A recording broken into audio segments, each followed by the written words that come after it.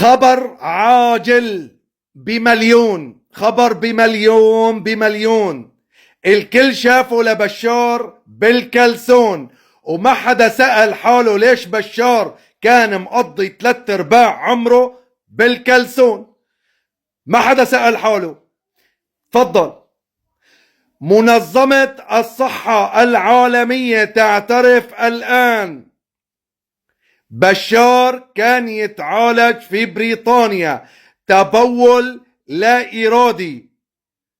الزلمة كان شخاخ. الو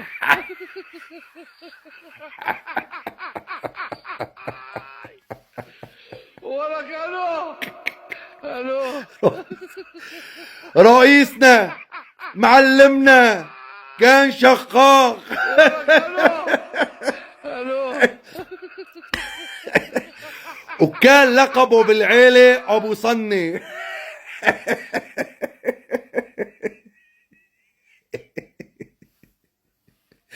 سؤال يطرح نفسه، بعد ما اكتشفتوا يا شبيحة يلي قضيتوا 3/4 عمركم بالليل وبالنهار عم تشبحوا له لبشار، ما هو موقفكم من معلمكم طلع شخاخ وأب صني وأبو ريحة؟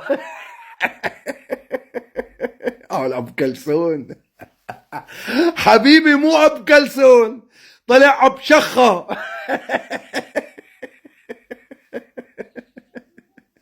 يعني الافضل بدل بالروح بالدم نفديك يا بشار، الافضل تصيحي له بالروح بالدم نفديك اب شخة.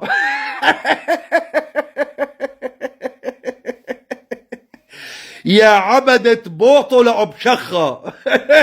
ما هو رأيكم الآن بعد هذا التقرير؟ ما هو من عندي على فكرة. أنا ما دخلني.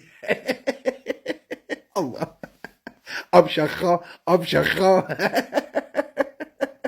حدا يوصل له اياها لروسيا مشان الله.